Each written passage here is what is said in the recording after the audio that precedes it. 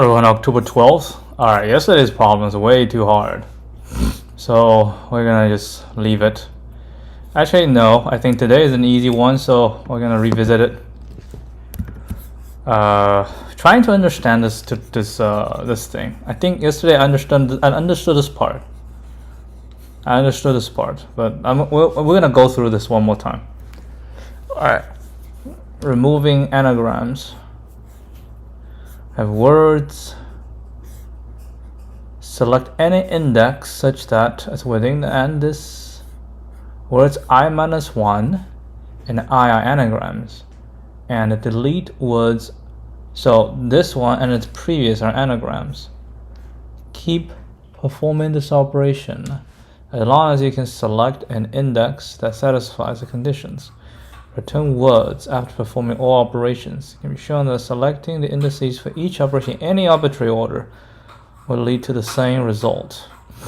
An anagram is a word or phrase formed by rearranging.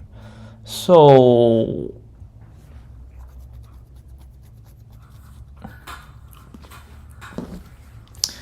essentially, we'll find one and then we'll remove. So if the current and the previous are anagrams, then we'll remove the current, right? And then they will shift back, right? And then, but this removal will not remove the entire anagram, which means if you have a list of them, right? If you have a list of them, you can get rid of all of them, right? You can get rid of all of them. So what we can do is probably a stack, right? It's a stack, and whenever you find something that's not an anagram, then you basically cannot remove it, right? Because if current and the previous are not anagram, neither of them can be removed. So what we're gonna do is we'll push this in, and then we compare these two, see if they're anagram. If they are, then we just don't push in. And we try, and then we just push. Okay, that will work. So what is an easier way to check for anagrams? So in this case, can we sort a string to result in another string? Is that possible? Actually, I'm not sure. I'm not sure if... So we can do counter. Maybe counter is a better way to do this. So you don't have to sort. You just get two counters, and then you compare the two counters. If the two counters are the same, then that is an anagram. Okay. So that's the strategy we're going to use. Yeah, it's actually going to be 13. I didn't even do anything yesterday.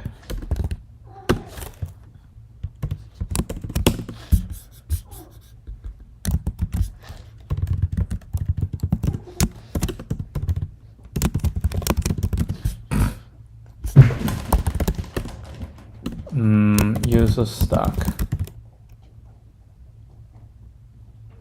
to remove all the anagrams, consecutive, right? Consecutive anagrams in one pass. So we need an auto is anagram, right?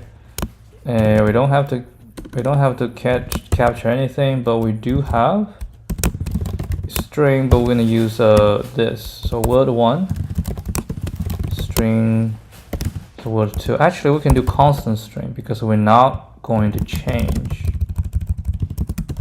All we're trying to do is check if these two are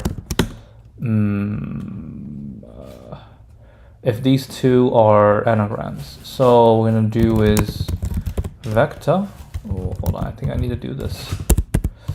So vector int counter 1, 26. Okay, so the same thing, counter 2, 26. 4 char w of word 1, we say c1 w minus a plus plus. Same thing, char word of w2, c2 minus a plus plus. For int I 0 is smaller than 26 plus plus.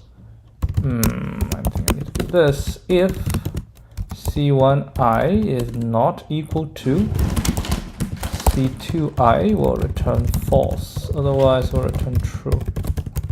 Okay, so that's that. Then what we can do is vector string res.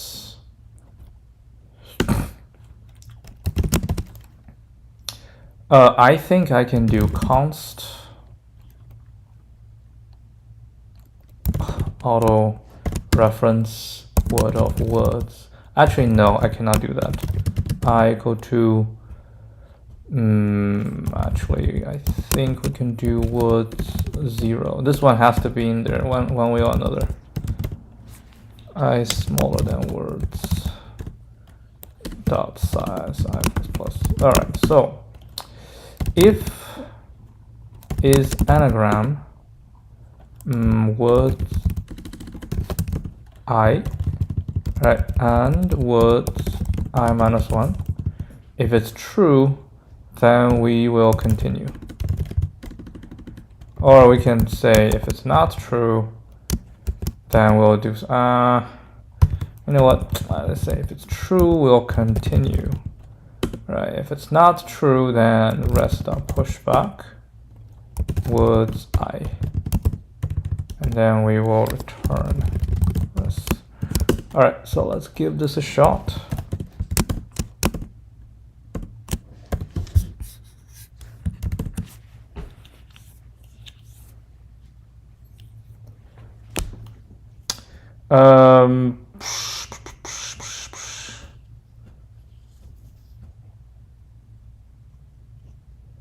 That is interesting. What in the world? Oh, my bad. It's taboo 2. Typo. Okay, we'll give this a shot.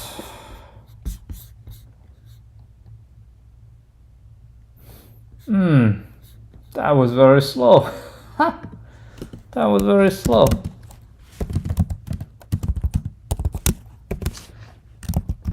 I bet there is an easier way to compare.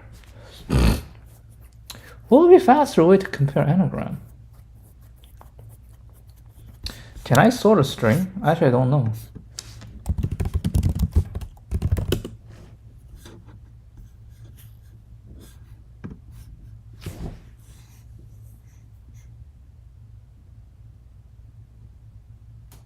Oh wow, you can sort string.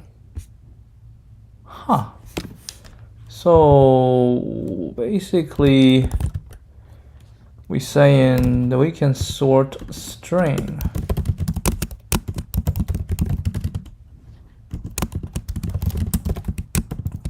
Nah, then that's not const because I need to make a copy then.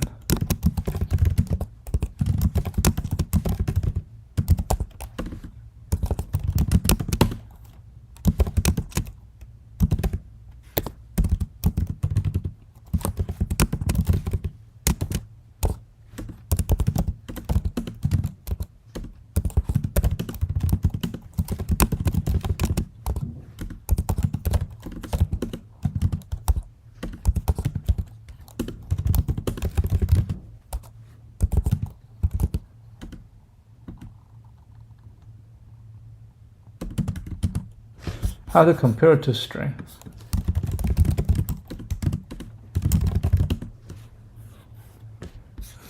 I can use this directly. Okay. All right, you want to give this a shot?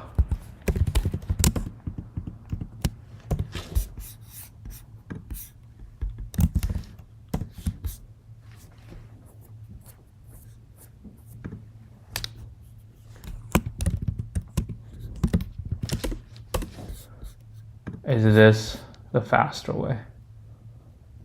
Yep, this is the faster way.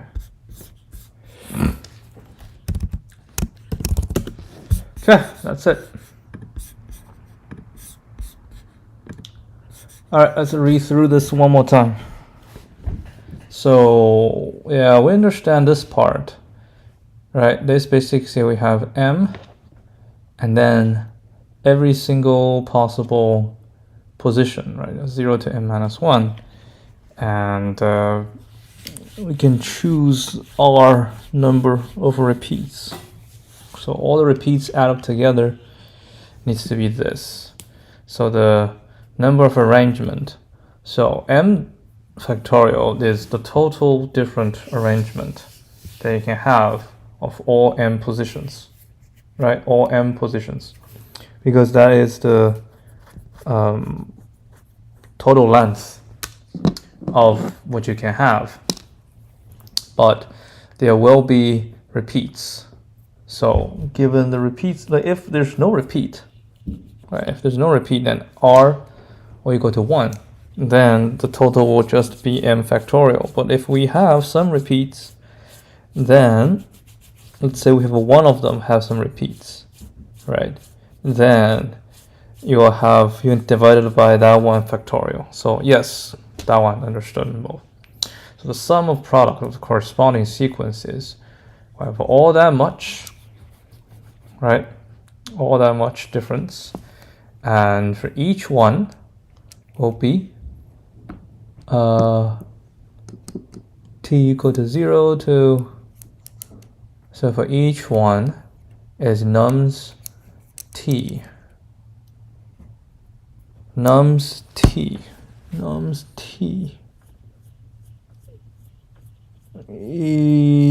hold on, yeah, because n is the size of nums, so it's that, and then rt is the number of repeats. So if it's 0, then it's just going to be 0. It's just going to be 1, right? Otherwise, you can do that number of repeats. Okay, that makes sense. And then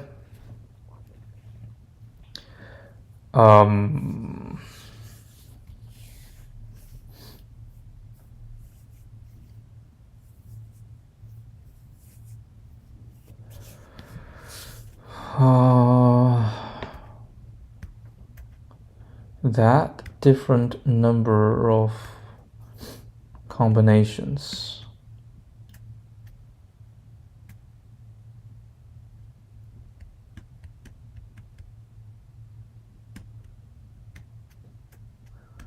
But what if there are different ways of doing this? Right? What if there are different ways of doing this?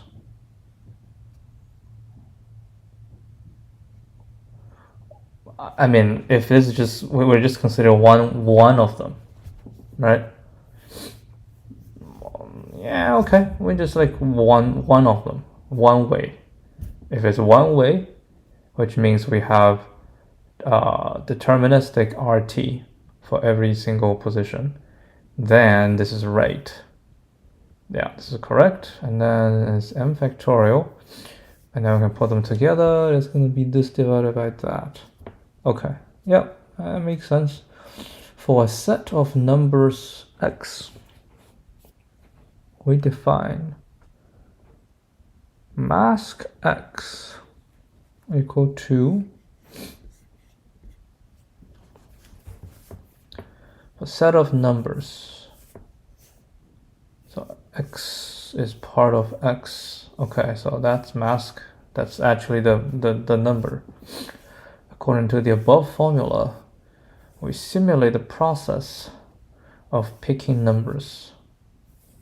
Suppose we pick from 0 to I. We pick from 0 to I, and a total of,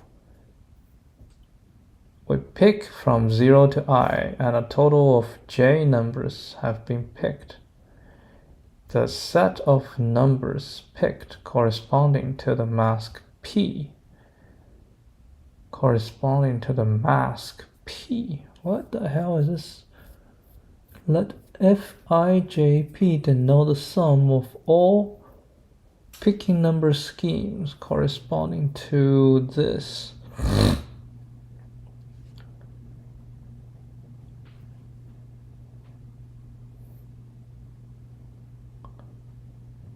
Total of j numbers have been picked.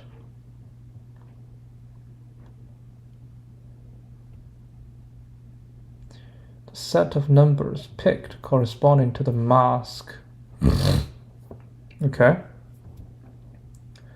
Let this denote the sum of all picking number schemes corresponding to from 0 to I.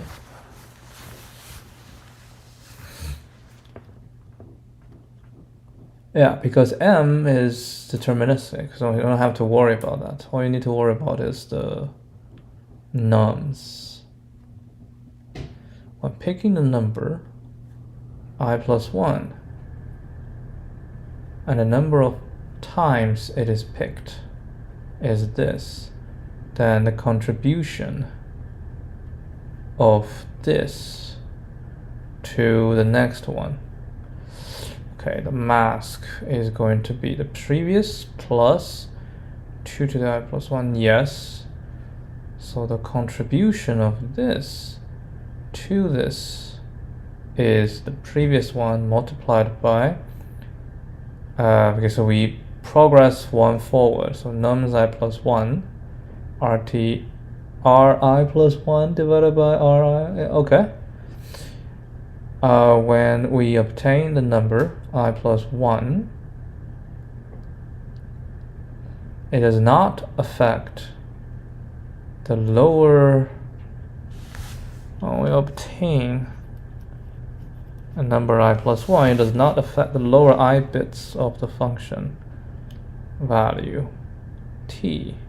What the fuck is this t, big T, for the set of numbers already obtained? Thus we can split p into its lower I bits and the subsequent bits.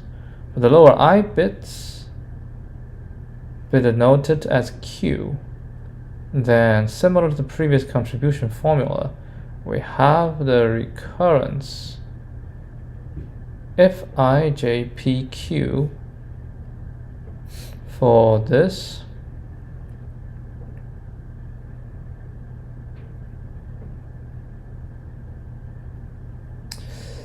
Why do we do it this way?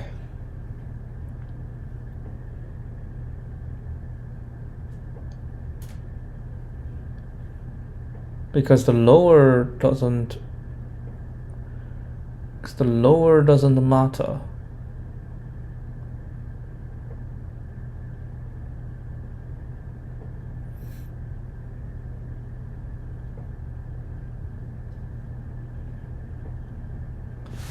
Wait a second, what the hell?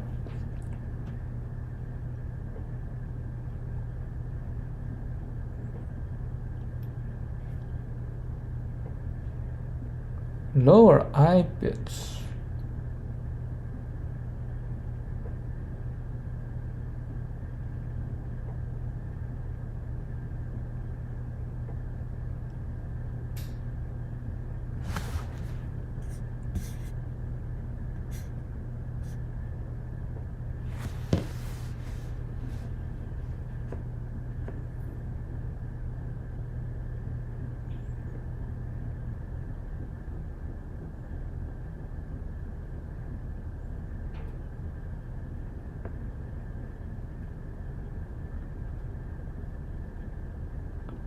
Okay, so P is the top bits. P is the top bits, Q is the lower I bits. And then when we add the I plus 1 bit,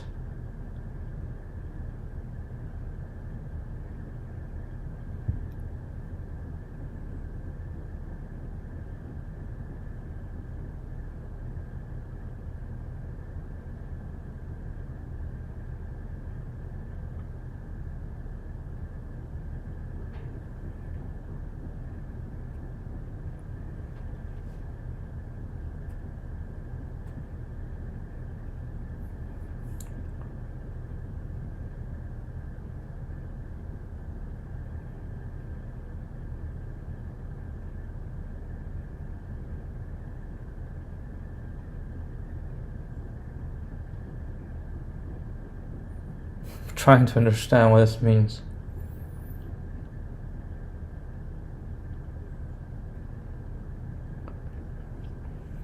Those are the top bits. So the top bits, well, now we have top bits will contribute this number of repeats. So we'll add one, we'll add one, we'll add one. Okay, I understand that. So now we have the lower bits.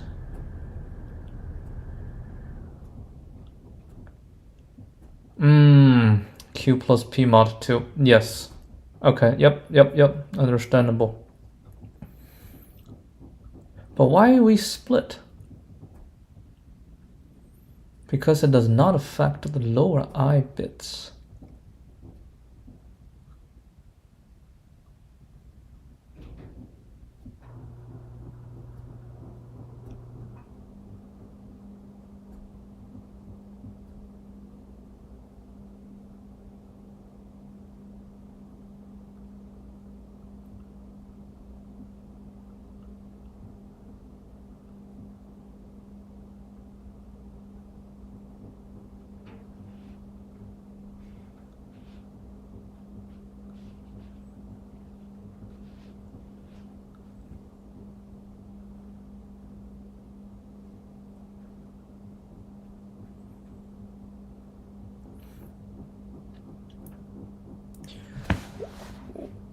Oh, I think I know why. Because if I don't split them, then this thing will become huge. This will become humongous. So that's why we split them. So at the first half, I already got a second half. Yeah, I understand this transition. And the starting point is, yeah, I is 0. J we can loop through. Well, J can be 0, 1, 2. Wait, hold on. J can be 0, right? Because you can pick 0 of them. Yeah. J can be 0. So J will be 0 all the way to n minus 1. No, J can be 0 all the way to M. Yeah, all the way to M.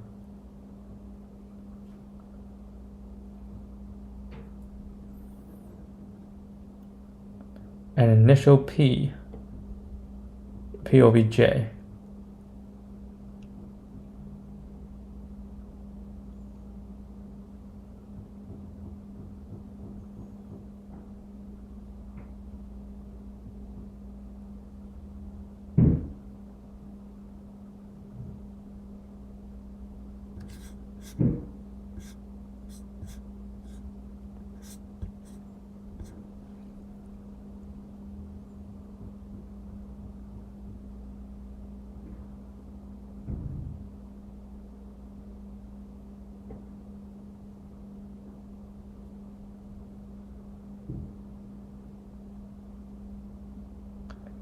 Ugh, I never really understand this part. This is x times y mod.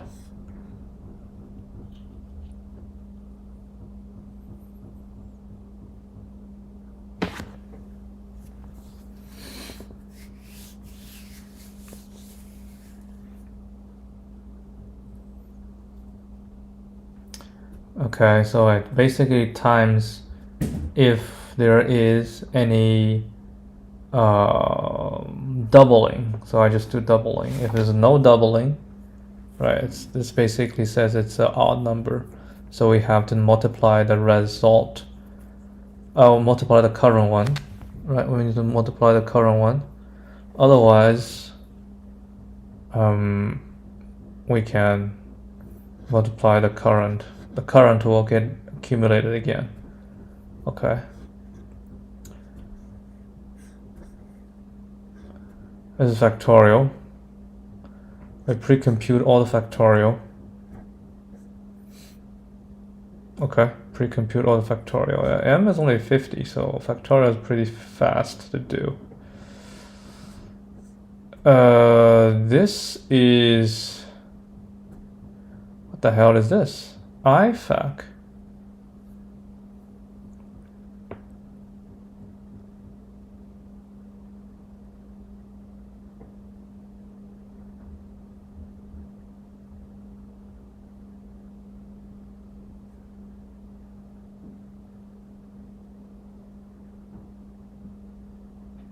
Oh, this is the inverse factorial. Holy guacamole. Oh, we have to use the inverse factorial for this. This is some theorem, I forgot. It's inverse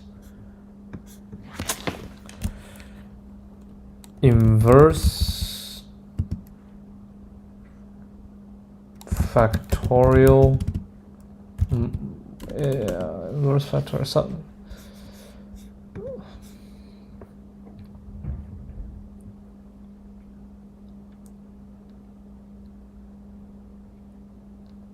No, that's not.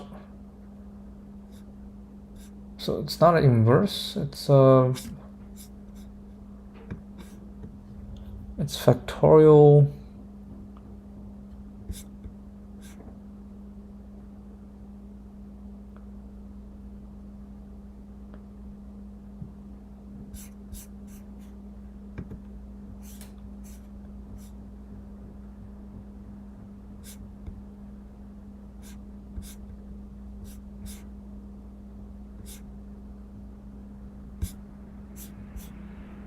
I remember I read it somewhere.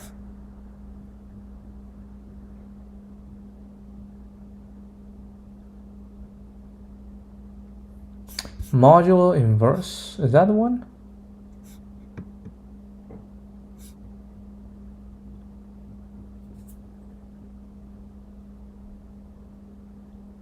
No, that's not. Is this what we're looking for?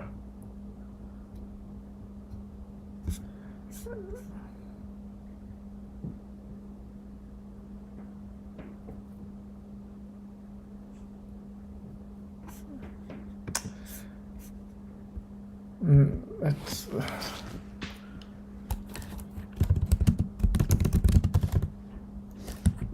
no. I think it's inverse factorial modulo.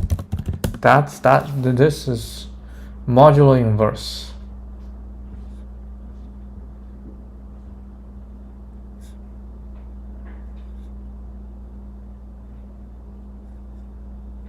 It's the Fermat's little theorem, yes. Prime modulo. If M is a prime, then my Fermat's little theorem. A to the, so A is a number, M is a prime, so the A and this mod this give you the same value. So what we want is A to the negative, that's what we want, A to the negative 1, right? Because it will be something divided by A, and then we need to modulo this thing. So what we do is something mod, and this one mod, and then you multiply them together. So what we want is A to the n minus 2 mod this, yes. The modulo inverse of A, modulo inverse of A, modulo prime M can be computed as A to the n minus 2 mod. Okay, so modulo exponentiation, that's why we have that, right? So this is the modulo. Yeah, it's basically whatever this mod, yeah, this is this value, basically minus 1, right? Modulo this, and after we do that, then we need to hit its, I think this is the modulo part. Oh, what the hell? This is the, wait, hold on.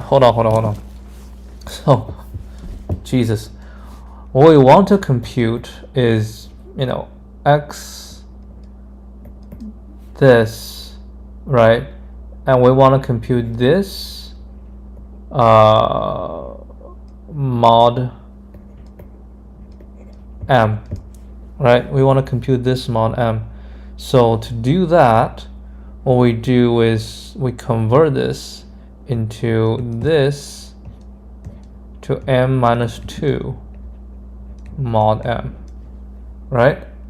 So this is equal to, so this is 1 times 2 times to x m minus 2 mod m, right? So this can be 1 to the n minus 2 mod m times 2 to the n minus 2 mod m, right? So that's what this one's doing. This one is saying the fraction, the inverse factorial, starting from, yeah, you don't need to start from 1 because 1 is 1. So start from 2, your quick multiplication. So this is doing the, oh, that's not quick mul. That's x to the y. It's not x times y. This is not, this is the exponentiation. I just realized this is exponentiation. So this is I to the mod minus 2, I to the mod minus 2 power and a mod. So this will give me everyone. And then we need to do this, which is essentially for this one you need to multiply it itself multiplied by the previous one, so you get this. So you get a new one will be the previous one multiplied by the current one. Oh my god, this is good. Holy crap. Just the prep itself, just the prep, I think the modulo inverse of factorial, that problem itself is a decent one. It's actually not, it's not trivial at all. So this is all the preparation. No, we have more. We got this, the hell is this? Num's power.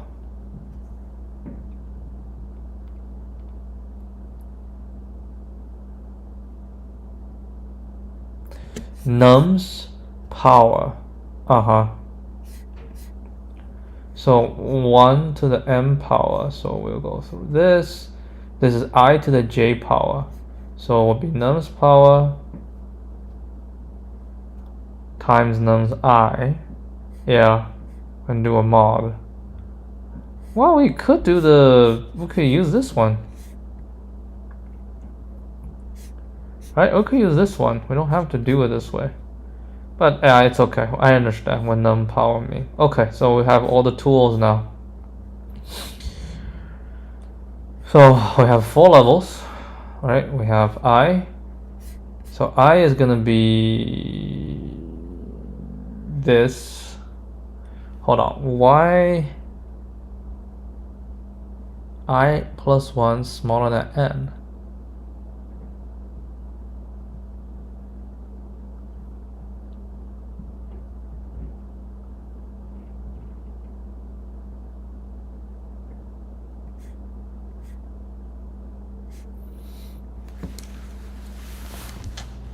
I don't understand why I cannot be n minus 1. What does it mean when I is n minus 1? I is n minus 1, you're just picking the last one. The last.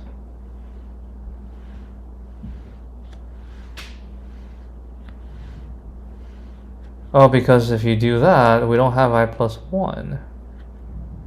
Okay, yeah, because you're computing I plus 1. So we've given, okay, that's just slightly different. It's fine. We understand what this one is. I will do it slightly differently. Okay, so J is going to be this. Yes, J has to cover all of them. And then P, P, what's P? P is going to be how many?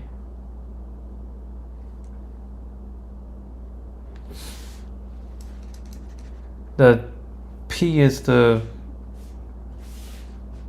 I plus 1 bits, what the value is going to be, because every time we move, so the most we can have is we use all m for the higher bits, so we need to plus m, right? And the most we can have is the previous is also m. So previous will already fill all m, So right now we're gonna do m. That's why we're gonna do 2 times m. Okay, so that's p. Now how about q? Q is going to be the lower bits, right? The lower bits. The lower bits.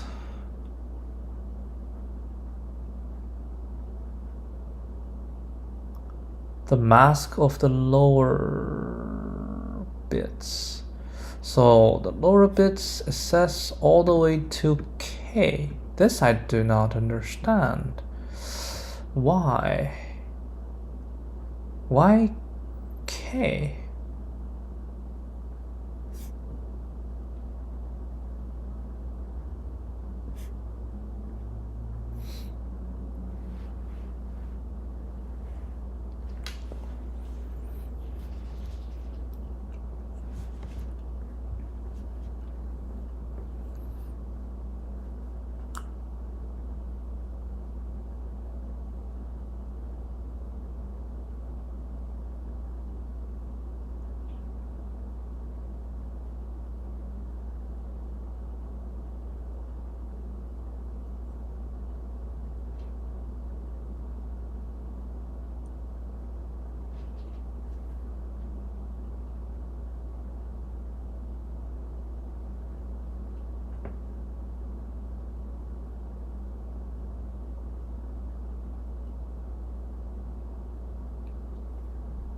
Because the lower, so the q is the number of bits.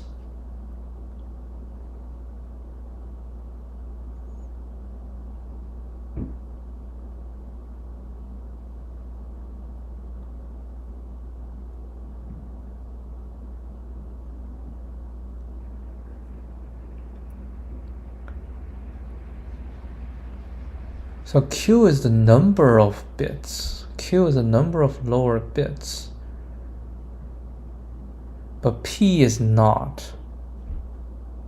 P is the actual mask of the top.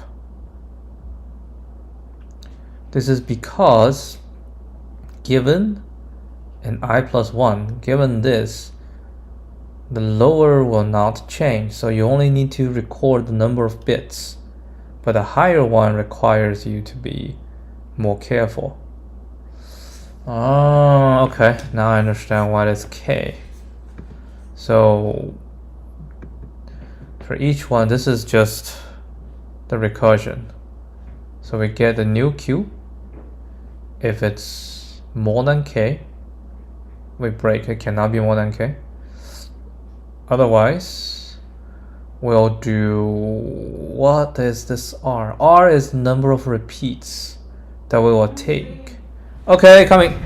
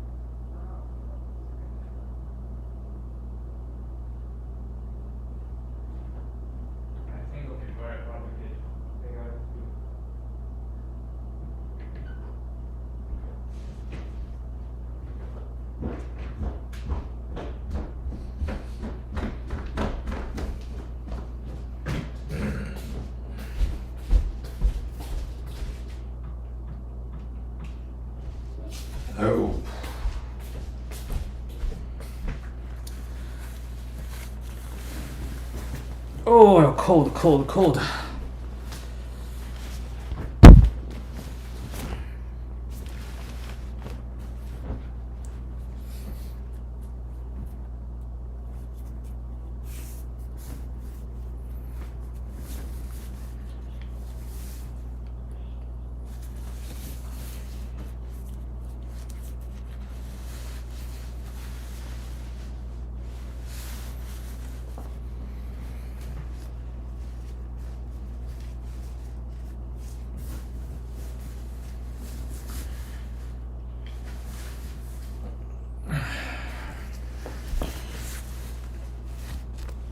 All right, let's take a look. Where are we? We're here. Yes, so we understand that part. And then R is the number of repeats that we have, and the repeat plus J, because that J is the, what the hell is J? I forgot. J is the number of the count of numbers that we have picked, right? So the new R plus J needs to spell yes, and P2 is this. I will just do a right shift on this one, plus R, and this will be plus equal to, which is this transition P2 Q2 would be the previous one, plus equal to. Plus equal to. Why is plus equal to? Because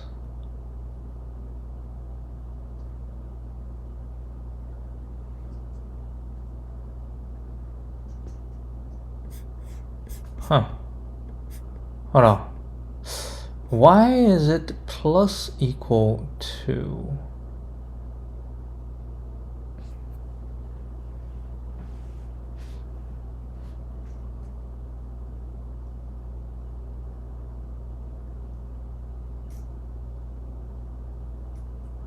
I understand this part is the previous multiplied by that's num power, this to the rth power. Yes. And mod multiplied by inverse factorial r mod. Yes, I understand this part. We have the recursion for this, so this, but why plus? Are we going to hit this one again? I actually don't think we're going to hit this one again. I feel we can just do equal. I'm not sure, but I feel like we can just do equal. I don't understand why we need to do a plus equal.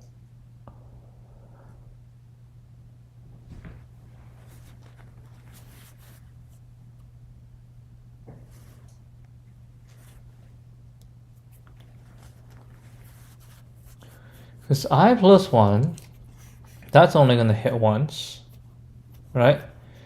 J plus R we're only going to hit once, because you have a J value. Actually, no, J plus R can hit multiple times. Yeah. And what is this DP?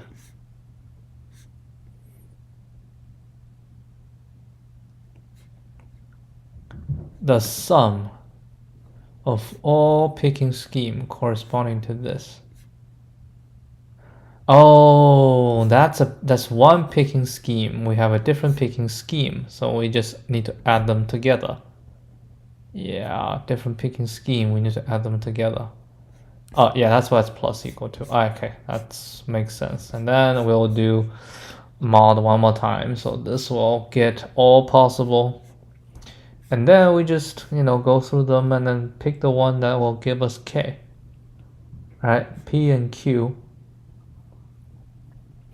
and we have to go to the end because we need to pick all the way to here with m number picked. Yes, but we don't know about the p and q, so we do p and q, and we need to get it built in. Yes, plus q equal to this, and rest will become this or times factorial m mod. Okay. Yep, I went through this. It's yeah, it's very hard. Like I understand, but I don't think I can implement this. Like seriously, this part itself is tough already. Let alone this. Yeah. We have some submissions, some solutions that I also want to go through. So